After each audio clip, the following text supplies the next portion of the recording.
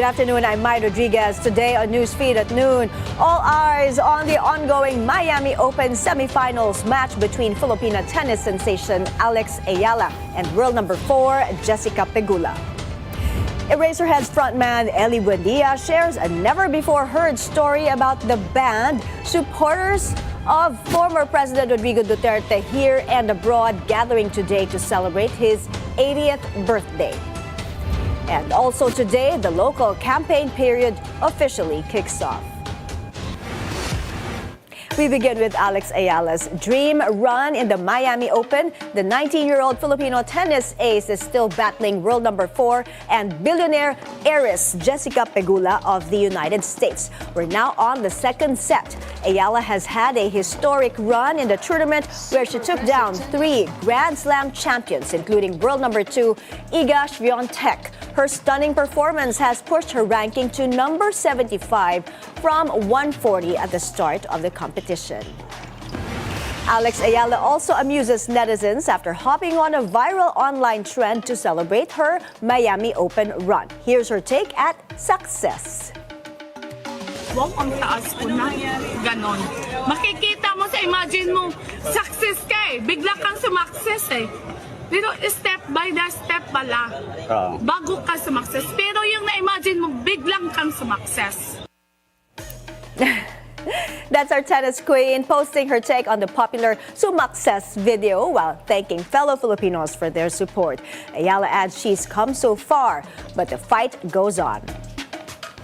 Joining us now to break down Alex Eala's historic run at the Miami Open is sports commentator Anthony Suntay, a celebrated figure in sports broadcasting, valued for his analysis of countless sports events. And now, of course, we're going to talk about tennis. This amazing game, astounding athlete we have, Alex, and her performance so far. Hi, Anthony. Thanks for joining us. Hello, good afternoon, Mai. Thank you very much for having me. And, everybody, Alex Eala has actually really just gripped the entire Philippines. Everybody actually on their sets right now, for sure, on their phones, because the match is still ongoing. It's actually still in the second set. Unfortunately, Alex could have actually won the first set. But, break down the first set. These are what happens. Ano nangyari doon sa first set? The first set went to Pegula, di ba? Ano nangyari doon? Yes, sayang. It did. Actually, she was leading at 5-3 at one stage. And then when she was serving for the set, unfortunately, she had a bit of a letdown, if you want to call it that, because she had 3 double faults in that particular service game. She yielded that one, so everything was back on serve. We went all the way up to the tiebreaker, and she lost that tiebreaker 7-6. Well, imagine this is the world number 4. She's going against, diba? Going up against. Very impressive. Pa rin regardless of the results, ano? Ang tawag nga sa kanya, she's a slayer of giants, diba? Yes, she has. And prior to that, remember, before that, she beat Madison Keys, who's actually the reigning Australian Open champion. That's a Grand Slam winner. And when she defeated Iga the other day, that was a 5-time Grand Slam winner. So you can just imagine the kind of pedigree na tinalo niya nung isang araw. 5 Grand Slams is no joke. Alright, so hindi pa nga tapos. I am missing the game. I'm so sorry. You are missing the game right now. I'd rather watch the game if you ask me, no? Let's talk about her ranking. So from 140, she steadily went higher, naging 75. And now, pag napunta siya sa finals, pag natalo niya tong si Pegula, ano na ranking niya? Well, the ranking might move up all the way to about 60 or 65. But then, more importantly, what people have to realize right now is dahil sa kanya nagawa, she's already in the top 100. So she's now qualified for the next 3 Grand Slams for the year. So we're going to have this coming May, darating yung French Open, we're also going to have Wimbledon. And then after that, the US Open, she now qualifies for that. Because if you remember, during the Australian Open, she had to go through qualifying. Unfortunately, she lost in qualifying, so she was not able to make it to the final round, or the main round, so to speak. But now, because she has broken into the top 100, her schedule will change totally. Because a lot of times, maybe she was scheduling to come in early for tournaments because she wanted to be able to qualify. Now she has qualified, which means she will now be eligible to play in the coming 3 Grand Slams. Okay, so now, sige, win or lose dito sa semifinals match, she could go for a Grand Slam? Well, no, not a Grand Slam. The Grand Slam is if you win all 4 of the major tournaments. So she's already missed out on the Australian Open. But she now can qualify for Roland Garros this coming May, and then she'll also qualify for Wimbledon this coming June, and then after that also the US Open. So it's important because no Filipino has actually, number one, been able to, first of all, is play in the Grand Slams. She actually is a 3-time Grand Slam winner in the junior division. juniors, No Filipina has ever been able to do that as well. So this is really new ground for Philippine tennis, and I think because of her success, a lot of youngsters will now start to follow the sport, and we might just have future Alex Ealas in the years to come. Yes, as she was saying, she hopes to inspire, di ba? Her She fellow will. Filipinos ngayon nga, ang dami ng gustong mag-tennis, ano? So now, your thoughts, Anthony, on the next match. Okay, so sabihin natin, she goes to the final, she's gonna face world number 1 Arena Sabalenka. Your thoughts on that? Well, right now, even she's not thinking about that. I'm not thinking about okay. that because all she's got to do is she's got to get past the number 4 ranked player that she's playing right now. And she's actually won the second set.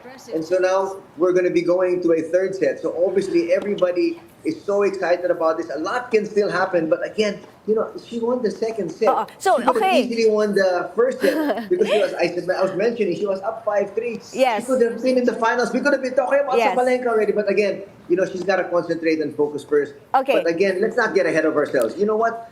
Regardless of whether she's able to get past the semifinals here, this is already a dream run as far as she's concerned. And again, as I said, her life has already changed because they will have to rework her entire schedule for the year because now she has to incorporate all these other tournaments that she's now qualified for. She does not have to go through qualifying anymore. So that, in a sense, is already a major victory. Yes, exactly. Very historic, ano? And now nga, breaking news, may third set pa.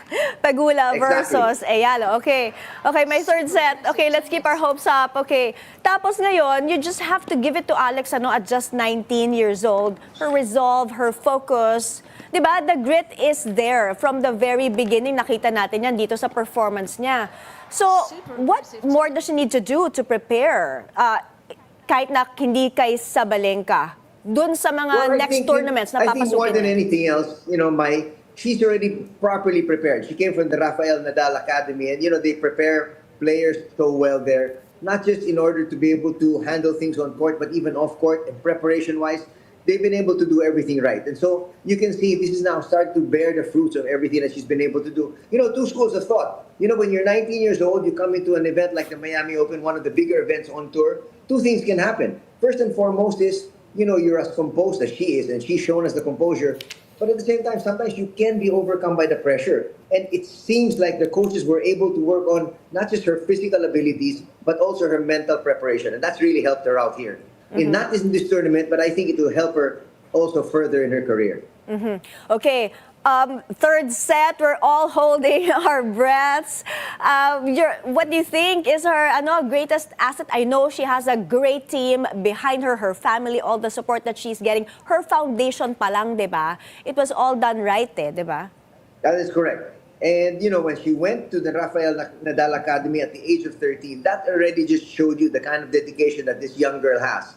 And I think that dedication might just be able to pull her through. Remember, when it comes to big events such as this, you have to be able to come up huge during the big time points. And she was able to do that in the past couple of rounds. Unfortunately, she wasn't able to do that in that crucial game when she was actually serving for the set in set number 1. But all she needs to do is just keep her composure up, and hopefully things fall her way.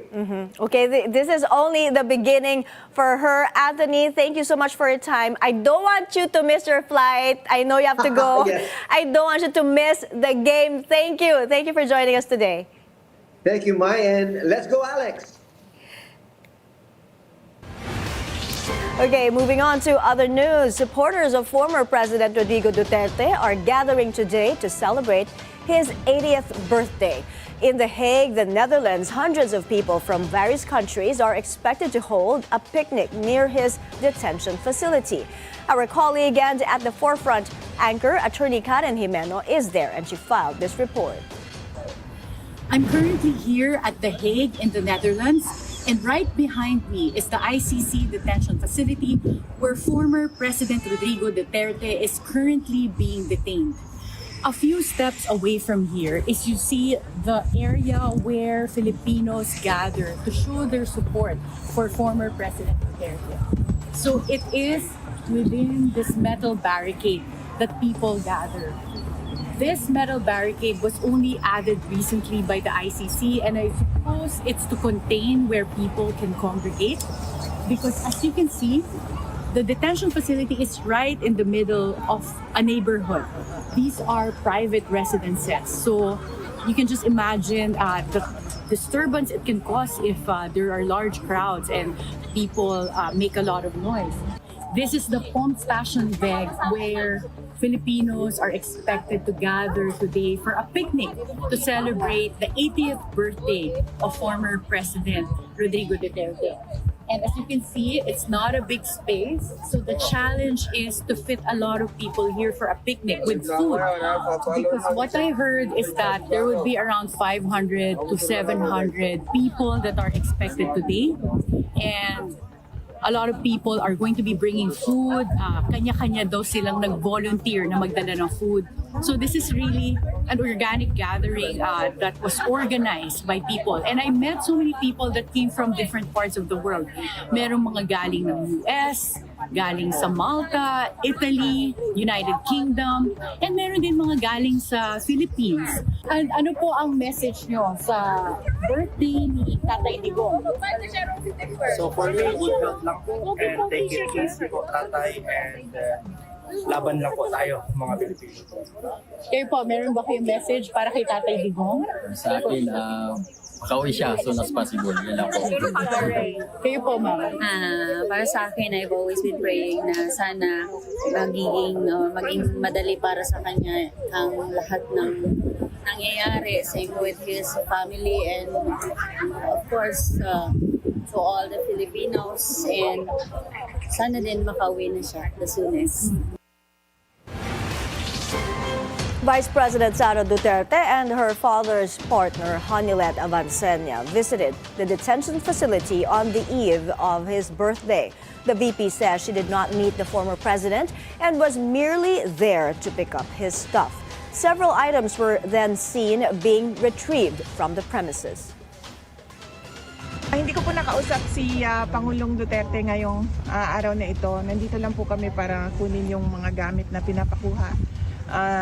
Na hiningi namin na kunin kasi hindi na siya mapasok doon sa loob ng kwarto ni Pangulong Duterte. Kaya binalik nila sa amin yung mga gamit para mag-inventaryo at itago para kay Pangulong Duterte. Okay naman siya? Opo. Hindi po kami nagkita ngayon, araw na ito. Opo. Nandito lang kami para kunin yung gamit po ni Pangulo. Nagkukuha sila ngayon. Shortly after the VP left, Avancenia arrived at the facility, but she left almost right away and was emotional. Also today, the start of the local campaign period. Let's get details from Joash Malimban, who joins us on the line. Joash, go ahead.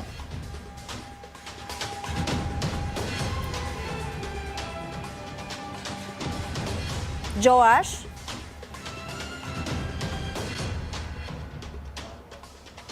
All right, we will try to get Joash Malimban back on the line again from the COMELEC headquarters to report on the start of the campaign period. Up ahead, Eraserheads frontman Ely Buendia shares an interesting story that didn't make it to their docu-film. The details after the break. Stay with us.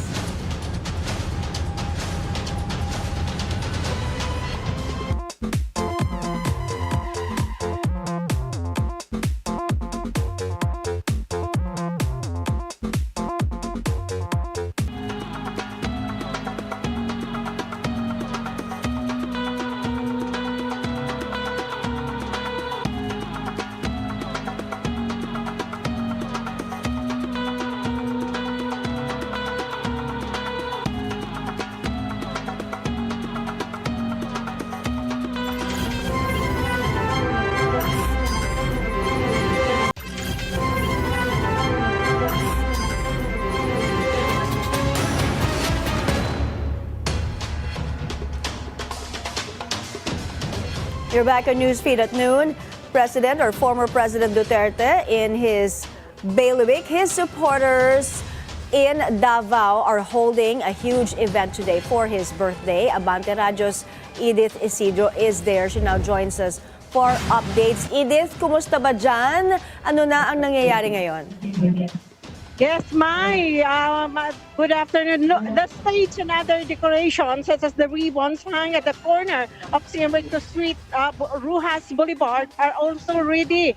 According to Angel Sumalagaysay, the chief of PSSCC, the closure of roads around the activity venue will begin at 12 noon, exactly 12 noon, in the preparation for the program that will begin at 3 o'clock. But up to now, they already begin, Mai, and about 2,000 security personnel are deployed for the said gathering, and the event is expected to be crowded, so motorists and attendees are outraged to plan the roads ahead. So for valued guests also arriving or departing from the Royal Madrid Hotel, please advise also that the directly front hotel will be closed to traffic starting at 1 o'clock until Rodi at 80 Global Celebration of his life and legacy event concludes. Expect potential impact to the arrival and departure, as well as possible traffic adjustment nursing recto, and ready also ready for the exciting lineup and artist bands to perform at Rudig at 80 Global Filipino Solidarity. Edith, may road closures na nga, no? So, gaano ba kadami ang crowds, ang mga tao na ine-expect nila pupunta dyan to celebrate in Davao? Yung ating nakausap na hindi na lang niya ipamention kung sino, nasa 100 daw na expected nila na darating. 100,000 people expected dyan. So ngayon nga, Yes. how are they managing the roads there? Aside from the closures, may mga bibisita sa mga from the neighboring provinces, di ba? Sa mga neighboring cities. Yes, ma'am. Oo, I hope. Oo. Because there are a lot of bands and the local bands will perform. Sige, Edith, standby ka lang dyan. We will get a report from you later in the day kasi mamayang gabi pa nga yung celebration. Maraming salamat, Edith Isidro ng Abante Radyo, live from Davao City. Also today, the start of the local campaign period. Let's get details from Joash Malimban on the line from the COMELEC. Joash, go ahead. Mai, as early as 5 a.m., the Commission on Elections has already started their Oplan Grand Baklan, or the removal of illegal campaign posters. This marks the start of the official campaign period for local candidates. This includes candidates for city and municipal provincial councils and district representatives. Campaign posters posted in non-common areas like street poles, trees, and waiting sheds are considered illegal. Likewise, posters that do not meet the size limit of 2 by 3 feet were also taken down. Campaign materials that are not made of biodegradable materials are also set to be removed. Present in the Grand Baklas operation were representatives from Bureau of Jail Management and Penology and the Ecoist Coalition, which partnered with the COMELEC for proper disposal of confiscated campaign posters.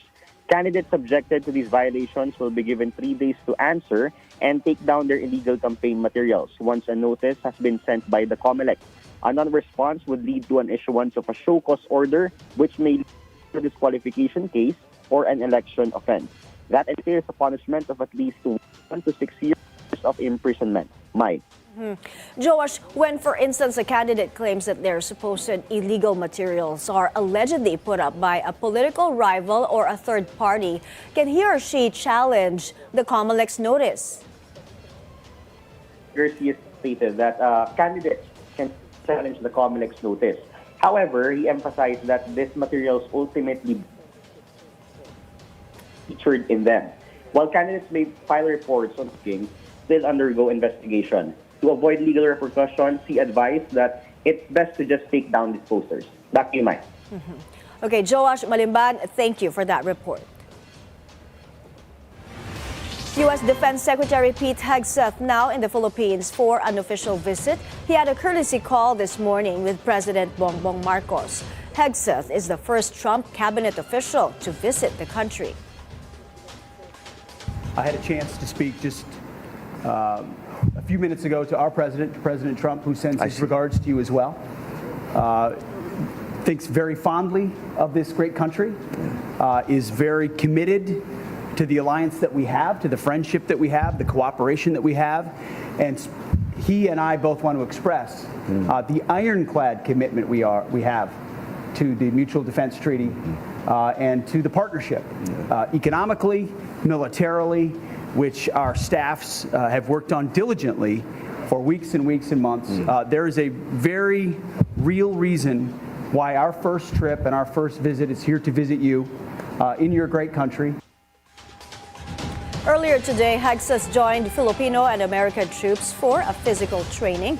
The U.S. Department of Defense has said Hexas' trip is aimed at advancing America's security objectives with the Philippines. Britain's King Charles is briefly hospitalized after experiencing side effects from his cancer treatment. He later returned to his home, Clarence House. Royal sources say it was a minor issue and the king is in good form. As a precaution, though, his engagements for Friday were rescheduled. Charles was diagnosed with an unspecified form of cancer in February last year. Shifting to sports, the TNT Tropang Giga and Barangay Ginebra San Miguel all set for the last dance in the PBA Commissioner's Cup Finals. The winner-take-all Game 7 is scheduled for tonight at 7:30 at the Smart Araneta Coliseum. Tropang Giga extended the series after staging a great escape against Ginebra in Game 6 on Wednesday. The Gin Kings, on the other hand, are determined to regain the Commissioner's Cup, which they last won in 2023. And all eyes are on resident import Justin Brownlee, who has played in the series despite nursing a thumb injury. In entertainment, we still have one more weekend to catch the hottest music documentary in the country right now. Combo on the Run got an extended theatrical run due to public demand. The Eraserheads docu-film explores the OPM Fab 4 and the events leading to their reunion concert in 2022. On Billionaire News channels at the forefront, our colleague Ann Asis Carillo got to speak with frontman Ely Buendia and director Diane Ventura. And Ely shared a story that actually didn't make the cut. This is a cliche and I'm not proud of it because I think it's really stupid. It's the cliche of rock stars trashing their hotels. We actually did that in San Francisco. Because we were, intoxicated, and it's in the film. I actually did not include that. That eventually did not make it in the film. So you guys are hearing that for the first time. They trashed their hotel rooms. They were like really being these, spoiled rock stars, and the police were called, and yeah. But it was. We didn't do it deliberately. We were under. They were under the influence. Under the influence of fun.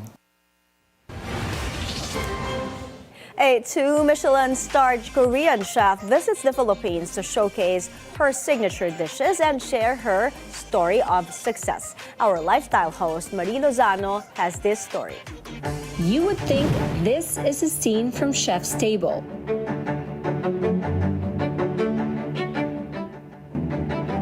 A 2-starred Michelin chef and his team are now here in the Philippines, and of course, we couldn't miss this for Billionaire Bites. Chef Sun Kim flew to the Philippines for the Art of Gastronomy dinner at Waterside in Soler Resort Entertainment City.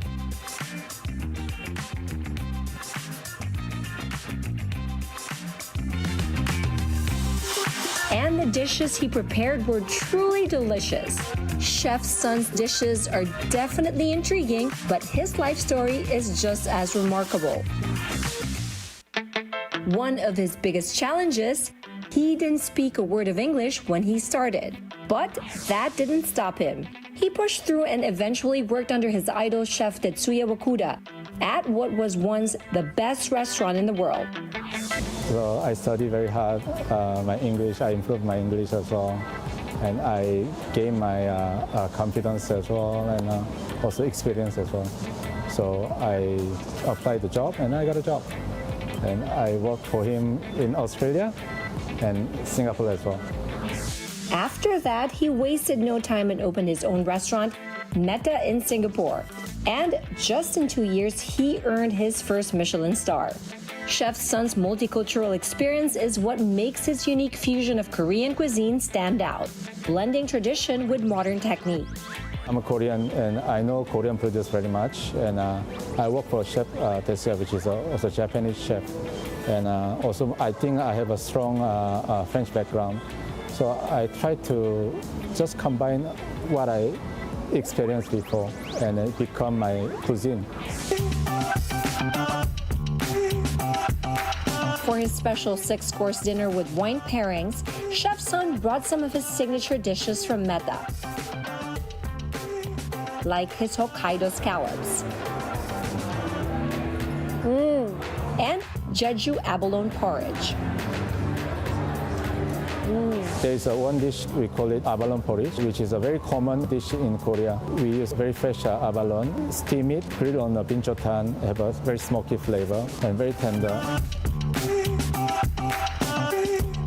So the chawan mushi, it's very light and silky. Tapos yung sabaw niya, meron siyang crab bisque, so medyo rich yung sauce niya. Tapos marami siyang crab na fresh crabs on top. So, ang sarap niya. At ito, so far, ang paborito ko. Pero dish number 3 pa lang, so maaga pa.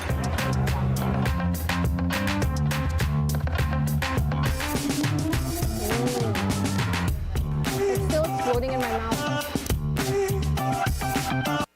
Kumakain ako para sa inyo.